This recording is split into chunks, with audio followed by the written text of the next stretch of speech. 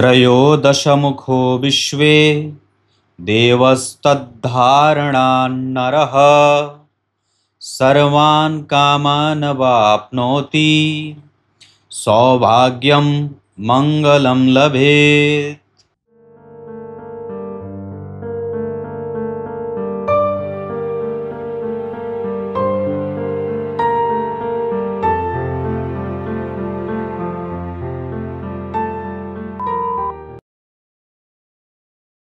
प्रिय दर्शकों, नमस्कार। एक बार फिर से उपस्थित हूँ आप सबके सामने बुधवार के कार्यक्रम में। बात बुद्धदेव के ऊपर होने वाली थी। कल शाम का कार्यक्रम आप लोगों ने अब अगर नहीं देखा है तो जाकर के देख लीजिए, जिसमें मैंने मंगल देव के बारे में किन किन भावों में वो अच्छा परिणाम करते हैं, इसके साथ साथ उसके पीछे 2 दिन मैंने वक्री ग्रहों के बारे में भी बताया था। मंगल और बुध के वक्री होने के सभी भावों में फल बताए थे। उसके बाद मैंने बताया था चंद्रमा की युति बताई थी और सूर्य की युति भी शायद बताई थी। राशिफल वाले चैनल पे मैंने शनि देव के वक्री होने के फल को भी बताया है। जुलाई में वो वक्री हो रहे हैं, 13 जुलाई को, जो नवंबर तक रहेंगे। अगर आपने वो कार्यक्रम नहीं देखा है, बहुत ही प्रिसाइज, बहुत अच्छा कार्यक्रम बनाया है, आप लोगों को देखना चाहिए। आज बात होगी, कौन है आपकी कुंडली का ऐसा महत्वपूर्ण ग्रह जो सबसे ज़्यादा खुश हो जाए तो आपको क्या कुछ नहीं देता है। मतलब उसकी शास्त्रकारों ने बड़ी प्रशंसा की है, आचार्य पाराशर ने उसकी बड़ी प्रशंसा की है, आचार्य जैमिनी ने भी बड़ी प्रशंसा की। आचार्य पाराशर और जैमिनी समकालीन थे, करीब करीब 100 वर्षों का अंतर था। कई बार पाराशर ऋषि को आगे माना गया है, जैमिनी जी को उनके बाद माना गया है। पर इन दोनों के ग्रंथ बड़े ही ज्योतिष शास्त्र में सहायक हैं और बड़े ही निर्णायक, बहुत सारे सूत्र इन दोनों आचार्यों ने दिए हैं।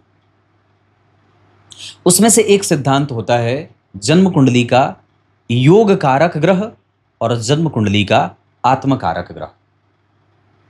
आत्मकारक पे मैंने बहुत पहले भी कार्यक्रम बनाया है, पर विशेषतः बात करेंगे कि जन्म कुंडली का जो बहुत 2 टुक की बात है और 5 मिनट में समाप्त कर दूंगा, कोई अलग से डिमडाम नहीं। आपकी कुंडली में सबसे ज्यादा अंश बल के साथ कौन सा ग्रह उपस्थित है? राहु और केतु को छोड़ करके। अगर जो भी ग्रह अंश में बराबर है, जैसे मान लीजिए कोई ग्रह 13 अंश का बैठा है, दूसरा भी ग्रह 13 अंश का बैठ गया, तो कलाओं में कोई 30 अंश का है, कोई 55 अंश का है, कोई 54 अंश का है, कोई ऐसे। जो कला विकला में आगे है वो आगे कहा जाएगा। मतलब वो ग्रह जो आपकी कुंडली का सबसे ज्यादा, ग्रहों में सबसे ज्यादा वो ग्रह जो अंशात्मक बल के साथ सबसे आगे हो, 29 अंश का है तो भी, 29 अंश 59 कला का है तो भी, मतलब जो सबसे ज्यादा अंश में आगे है वो ग्रह आपकी कुंडली का आत्मकारक ग्रह है। और ये प्रत्येक लग्न की कुंडली के लिए बदलते रहते हैं। मेरी कुंडली के लिए हो सकता है कि सूर्य आत्मकारक हो, आपकी कुंडली में उसी लग्न के लिए हो सकता है कि चंद्रमा आत्मकारक हो। इसमें भी बात आती है कि अगर ये ग्रह केंद्र में बैठा है, आत्मकारक ग्रह आपने देख लिया कि आपकी कुंडली में, जब आप कलाओं को समझने चलेंगे तो आप किसी भी ऑनलाइन सॉफ्टवेयर में, हालांकि ऑनलाइन सॉफ्टवेयर पे तो विश्वास बिल्कुल ही ना करिए।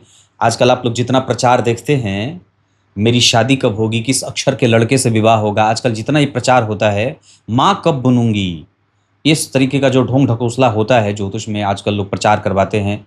तमाम प्रकार की सोशल साइट इंजीनियरिंग पे लिए बैठे हैं जो उसकी तरफ न जाए। तो मतलब अगर आप डिग्री को देखेंगे तो आपको एक ऐसा ग्रह पता चलेगा जो आपकी कुंडली में सर्वोत्तम अंशों के साथ विराजमान है। आपको उसने एक तरफ लिख लेना है कागज पे, और उसके बाद आपको यह देखना है कि आपकी कुंडली में कौन सा ग्रह 10वें स्थान का अधिपति है। क्या कहा? कौन सा ग्रह 10वें स्थान का अधिपति है। या दूसरे नंबर पे फिर देखना है कि आपकी कुंडली के 10वें स्थान में कौन सा ग्रह बैठा है। ये तीन ग्रह अगर आपकी कुंडली में बलवान हैं तो आप नितांत निकृष्ट कमजोर वर्ग में क्यों ही ना जन्म लिए हैं, आप राजा बनने के लिए ही आए हैं। और मैं इस बात की गारंटी दे सकता हूं, क्योंकि आचार्य पाराशर ने लिखा कि जन्म कुंडली का आत्मकारक ग्रह अगर दशम स्थान से संबंध बना लेता है, या जन्म कुंडली का योग कारक ग्रह दशम स्थान से संबंध बना लेता है, या जन्म कुंडली के दशम स्थान में बैठा ग्रह आत्मकारक ग्रह से संबंध बना लेता है। जैसे मान लीजिए, ये कैसे संबंध बनेगा तो समझा देता हूं। मान लीजिए दशम स्थान में आपकी कुंडली में धनु लग्न की कुंडली है और देवगुरु बृहस्पति दशम स्थान में बैठ गए, और वहां वो बैठ गए हैं आपकी कुंडली के उस ग्रह के साथ जो सबसे ज्यादा अंशों के साथ विराजमान है। तो ये कुंडली निश्चित रूप से आपको राजा बनाएगी। और इसमें एकदम कटु सत्य है ये बात कि वो व्यक्ति कभी भी पीछे मुड़कर पलट करके देखने वाला नहीं होता। वो निश्चित रूप से ठीक वो छत्रपति की भांति अपने साम्राज्य का उसका विस्तार करता रहता है। कभी भी उसके साहस और बल पराक्रम धन धान्य की कभी भी समाप्ति नहीं होती, वो कभी भी उसका समापन नहीं होता। वो साधनाओं से संपन्न हो ना हो, साधन से संपन्न जरूर होता है। वो हमेशा अपने शत्रुओं पे विष की भांति फैलने वाला होता है। जैसे भगवान राम के धनुष जब चलते हैं तो रावण के जितने भी योद्धा थे सब परास्त हो जाते थे।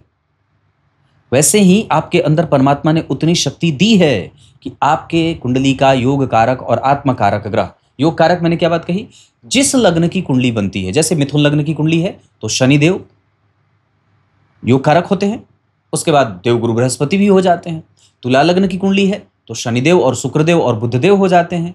मेष लग्न की कुंडली है तो सूर्य मंगल और देवगुरु बृहस्पति हो जाते हैं। तो कहने का अर्थ है मेरे दर्शकों कि अगर इस भाव से सप्तम दशम स्थान से इनका संबंध बन जाता है, लग्न चतुर्थ सप्तम और दशम से भी बनेगा तो सामान्य रहेगा, लेकिन सबसे ज्यादा बलवान दशम स्थान से होगा। तो भगवान दशम स्थान से जब संबंध योग कारक का बन जाए तो ये बहुत उत्तम होता है।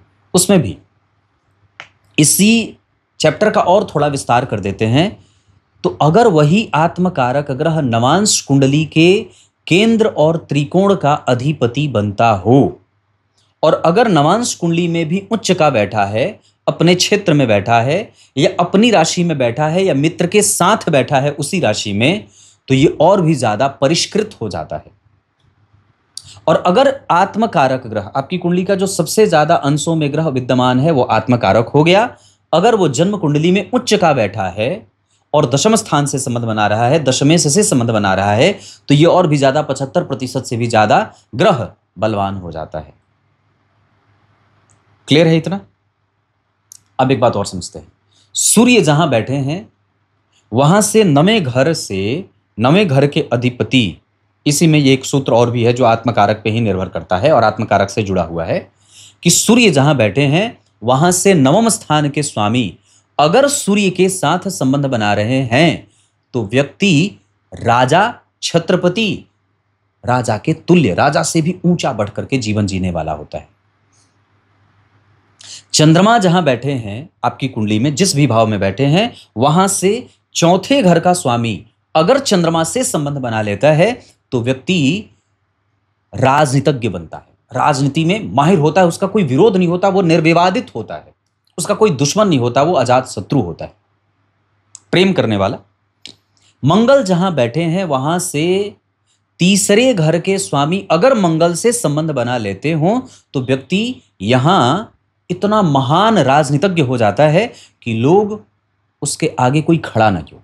मंगल पराक्रमी, तो व्यक्ति की पराक्रम की स्तुति बड़ी ऊंची हो जाती है।